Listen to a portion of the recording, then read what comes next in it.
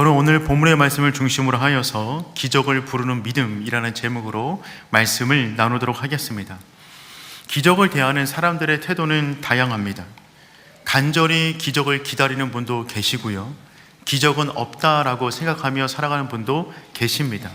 같은 공간 안에서 같은 기적을 보았음에도 불구하고 어떤 분은 놀라운 기적이다라고 말씀을 하시는데, 어떤 분은 우연히 일어났다라고 말씀하시고, 어떤 분은 아무 관심도 없습니다. 그러니 중요한 것은 일어난 기적 자체가 중요한 것이 아니라 그 기적을 바라보는 사람의 믿음, 일어난 기적에 대한 해석이 더욱더 중요합니다. 일어난 기적 자체가 우리를 바꾸지 않습니다. 그 기적을 향한 믿음이 우리의 인생을 바꾸는 것입니다. 우리가 불가능하다라고 말하는 것은 자연의 법칙이 깨질 때 불가능하다, 기적이다라고 말을 합니다. 기적이란 자연의 법칙을 깨고 일어나는 특별한 현상을 기적이라고 말하는 것이죠. 그런데 한번 생각해 보시길 바랍니다. 자연의 법칙 자체가 기적입니다. 아무것도 없던 우주에 하나님이 우주의 법칙을 만들었습니다. 누가 각 행성 간의 거리를 정했습니까? 누가 지구의 공전과 자전을 정했습니까? 누가 사계절을 만들고 그 계절을 주도하십니까? 누가 인간의 탄생과 죽음을 주관합니까?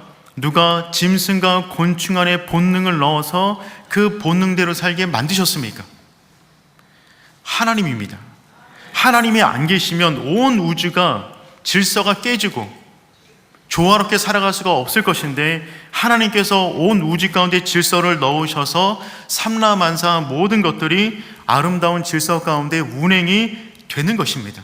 그것 자체가 기적입니다. 욥기 28장 24절에서 26절까지 말씀 우리 함께 읽어보겠습니다. 이는 그가 땅끝까지 감찰하시며 온 천하를 살피시며 바람의 무게를 정하시며 물의 분량을 정하시며 비 내리는 법칙을 정하시고 비구름의 길과 우레의 법칙을 만드셨습니다. 아멘. 여러분, 누가 땅끝까지 감찰하시고 살피십니까? 바람의 무게를 누가 정했습니까? 물의 분량을 누가 정했습니까? 비 내리는 법칙을 누가 정했으며 비구름의 길과 우레의 법칙을 누가 만들었습니까? 하나님이 정하셨어요. 그러니 이 땅에 세워진 자연의 질서를 볼 때마다 우리는 하나님의 기적을 이미 보고 있는 것입니다. 마찬가지로 이 세상의 자연의 법칙을 만드신 하나님을 이 땅의 모든 존재가 만날 때 우리가 생각했던 자연의 법칙이 깨지고 온전한 기적을 경험하게 되는 줄 믿습니다. 어거스틴은 그래서 이런 말을 남겼어요. 기적은 자연의 법칙을 깨트리는 것이 아니라 우리가 모르는 법칙이 드러나는 것이다. 기적을 통하여 우리가 알지 못했던 하나님의 은혜의 공식, 하나님의 사랑의 법칙을 다시 한번 깨닫게 되는 것이죠. 그러니 사랑하는 성도 여러분, 하나님 안에서 광야 같은 인생 가운데 길이 날 것입니다. 굳게 닫힌 문이 열리게 될 것이며 모든 병마가 떠나가고 절망 중에 산소망을 경험하게 될 줄 믿습니다. 무엇보다 물이 변하여 포도주가 되었듯이 부족한 우리 인생 가운데 예수 그리스도로 인한 충만한 기쁨이 더하게 될 줄 믿습니다. 이 모든 사건은 2000년 전에 끝난 사건이 아니라 하나님이 지금도 살아계시기 때문에 일어나는 하나님의 역사가 되는 줄 믿습니다. 그렇다면 우리는 어떻게 하면 하나님의 놀라운 기적을 경험할 수가 있을까요? 기적을 부르는 믿음, 그 세 가지를 함께 나눠보도록 하겠습니다. 첫 번째는 이것입니다. 이것저것 생각하지 말고 구하라. 이것저것 생각하지 말고 구하라입니다.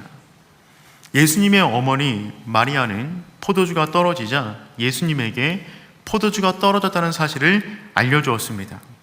이 말을 들은 예수님은 다음처럼 말씀하십니다. 우리 4절 말씀 읽어보겠습니다. 예수께서 이르시되 무슨 상관이 있나이까? 내 때가 아직 이르지 아니하였나이다. 아멘. 예수님께서 어머니를 여자여라고 부릅니다. 여자여라는 말은 무례한 말이 아니라 여성을 부르는 가장 중립적인 말입니다. 예수님께서 공생애를 시작하시면서 이제는 어머니를 대하여 공식적인 입장을 취하고 있는 것입니다. 그런 주님께서 말씀하십니다. 나와 무슨 상관이 있나이까? 내 때가 아직 이르지 아니하였나이다. 여러분, 이 말은 어머니의 간청을 들어준다는 말입니까? 거절한다는 말입니까? 거절한다는 말입니다. 첫 번째 간청인데 이를 거절하십니다. 이와 같은 예수님의 말씀을 통하여 우리는 기도 응답의 원리 세 가지를 깨닫게 됩니다. 그 첫 번째는 무엇이냐면 바른 관계가 빠른 응답을 결정한다는 것입니다.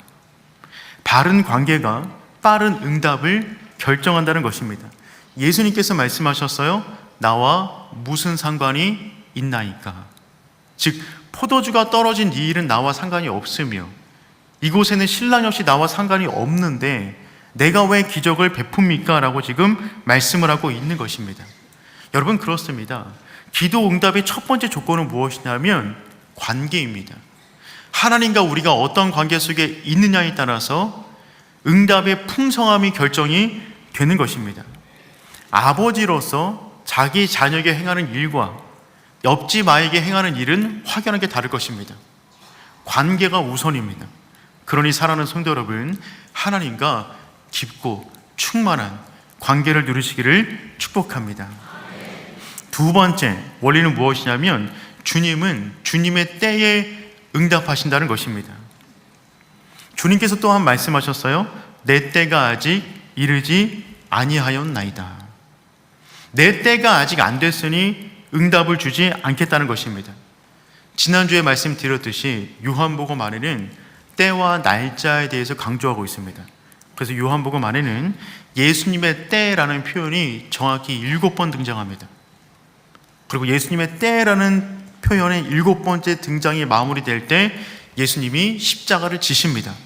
그러니까 내 때란 예수님이 십자가를 질 때이고 지금 주님께서 말씀하신 바는 어떤 말씀이신 것이냐면 내가 아직 십자가를 질 때가 아니기 때문에 기적을 행하지 않겠다는 것입니다. 그러니 우리는 기도 응답의 두 가지 원칙을 알게 되는 겁니다. 그것은 무엇이냐면 주님의 때에 주님께서 이루신다는 것입니다. 우리는 간절히 기도하지만 그 모든 응답은 주님의 때에 주어지게 되는 것입니다. 그러므로 기도하는 모든 사람은 주님의 때에 민감하게 기다리며 인내하며 기도해야 되는 줄 믿습니다.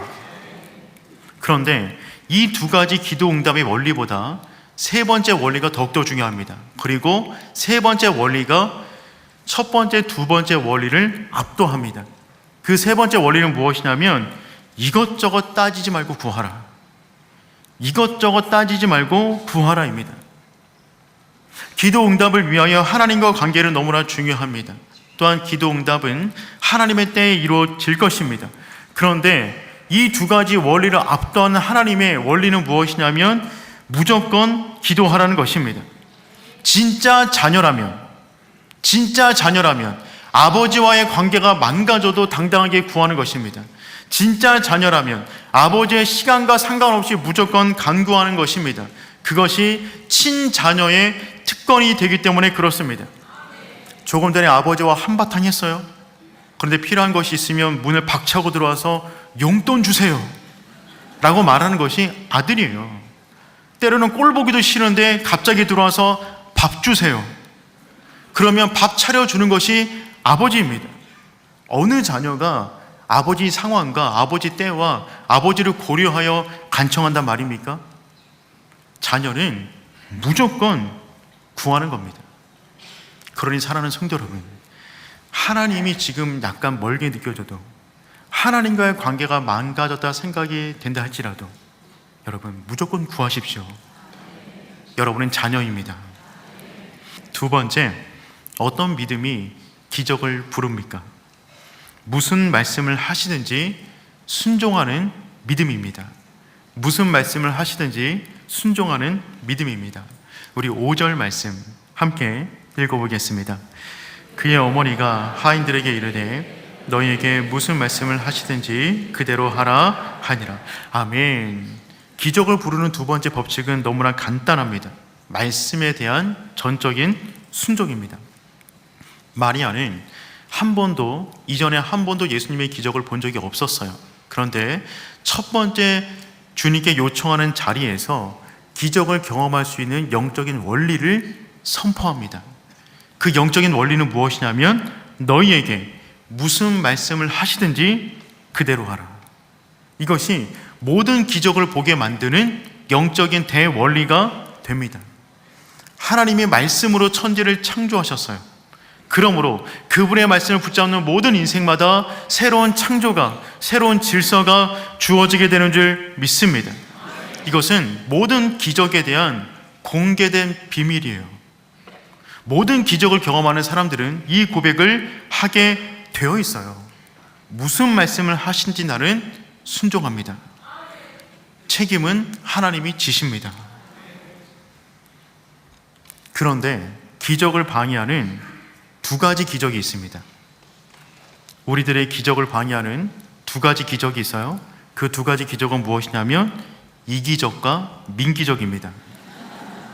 여러분, 하나님이 우리 인생 가운데 기적을 행하기를 원하시는데 우리가 이기적에 빠져서 그 순간에 계산기를 두드려 나의 이익을 따진다면 약간의 이익은 볼 수 있겠지만 하나님의 기적을 경험하지는 못할 것입니다. 하나님은 우리에게 순종을 원하시는데 그 순간에 민기적거리며 옛된 죄된 습관에 묶여 있어서 온전한 순종을 행하지 않는다면 몸은 편할 수 있겠는데 기적을 보지는 못하는 것입니다. 하나님의 기적을 보기를 원한다면 우리는 이기적과 민기적을 건너뛰어야만 합니다. 하나님의 기적은 이기적과 민기적 너머에 있습니다. 기적은 멀리 있지 않아요. 기적은요, 순종의 발걸음 바로 뒤에서 따라옵니다. 기적은 순종의 발걸음 다음에 따라오는 거예요. 그래서 순종의 길을 가는 자마다 기적의 문이 열리게 되는 줄 믿습니다. 그러니 사랑하는 성도 여러분, 주님께서 무슨 말씀을 하신지 간에 날마다 순종하는 오륜의 성도 되기를 축복합니다. 주님께서 하인들에게 다음과 같은 순종을 요구하셨어요. 6절부터 8절까지 한번 읽어보겠습니다. 거기에 유대인의 정결 예식을 따라 두세 통 드는 돌 항아리 6이 놓였는지라. 예수께서 그들에게 이르시되 항아리에 물을 채우라 하신지 이제는 떠서 연회장에게 갖다 주라 하심에 갖다 주었다. 아멘. 예수님이 두 가지를 요구하십니다. 첫 번째는 돌 항아리를 채우라. 여기서 말하는 돌 항아리는 정결 예식을 위한 항아리입니다. 유대인들은 율법을 따라서 음식을 먹기 전에 돌 항아리에 채워있는 물을 통하여 손가발을 씻고 음식을 먹었어요. 그런데 이 항아리 크기가 두세 통 드는 항아리라고 말하고 있는데 이 크기가 120리터쯤 됩니다. 이런 것이 6개가 있으니까 720리터쯤 되는 겁니다. 굉장히 많은 양이에요. 고단한 일입니다. 더군다나 이해가 되지 않아요. 지금 떨어진 것은 포도주입니다. 그런데 물을 채우라고 합니다. 말이 안 되는 요구예요. 더군다나 고된 일입니다. 그럼에도 하인들은 순종합니다. 두 번째 요구는 무엇이냐면 떠서 연회장에게 갖다 주라. 첫 번째 요구가 이해가 안 되고 몸이 고된 요구라면 두 번째 요구는 마음이 고된 요구입니다. 연회장에다 괜히 물 떠줬다가 어떤 일을 당할지 모릅니다. 지금 필요한 게 포도주인데 물을 갖다 주면 어떤 일을 당하겠어요. 그러니 예수님의 이 순종의 요구는 육체적으로 고되며 심적으로 어렵고 이해가 되지 않은 명령입니다.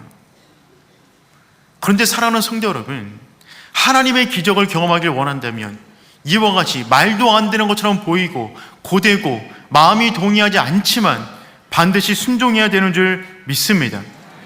그래서 순종을 요구하시는 거예요. 이해가 된다면 순종이라는 표현 자체를 쓰지 않습니다. 이해가 되지 않으니까, 동의가 안 되니까 순종하는 것입니다. 내가 동의하지 않는 순종의 단계에 이르렀을 때 나의 이성을 뛰어넘는 하나님의 기적이 주어지게 되는 줄 믿습니다. 내 이성에 동의하는 일만 순종하면 자연적인 일밖에 안 생겨요. 그런데 내 인생을 뛰어넘는 하나님의 순종에 내 온몸을 담근다면 초자연적인 역사가 일어나게 되는 줄 믿습니다. 그래서 우리의 인생은 순종의 크기만큼 하나님의 은혜를 경험해요. 순종이 능력입니다. 순종이 실력입니다.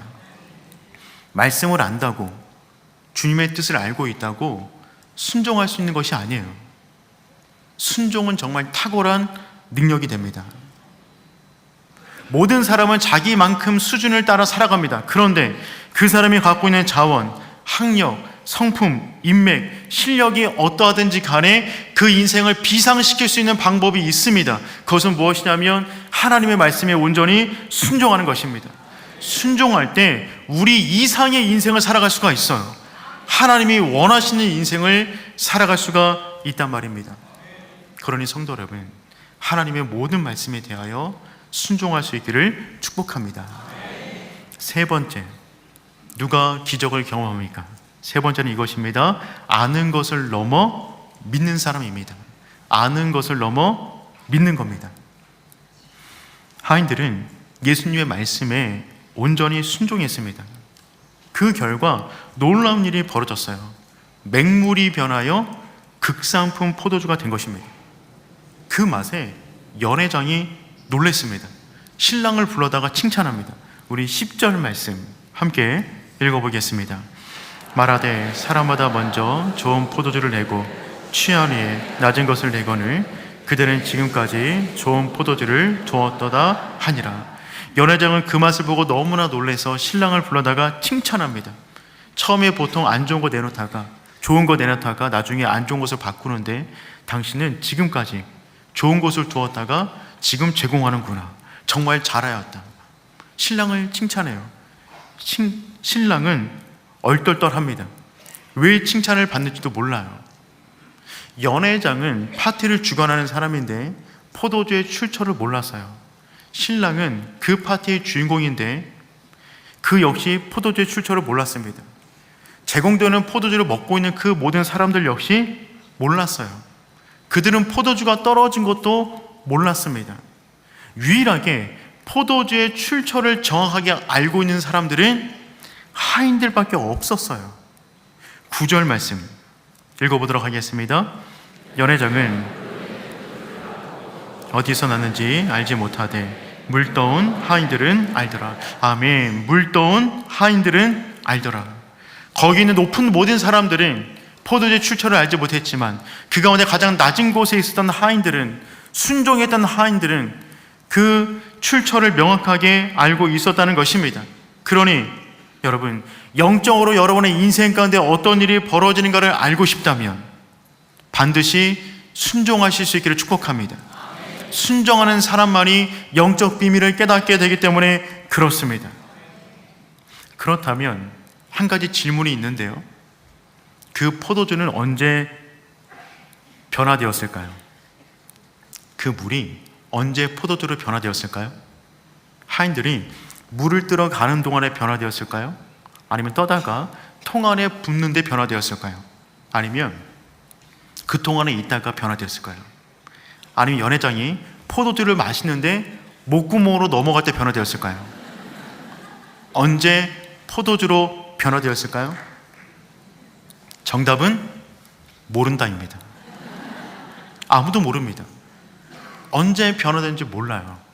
그런데 분명한 사실은 무엇이냐면 반드시 변화되었다는 것입니다. 하나님의 기적이 그와 같습니다.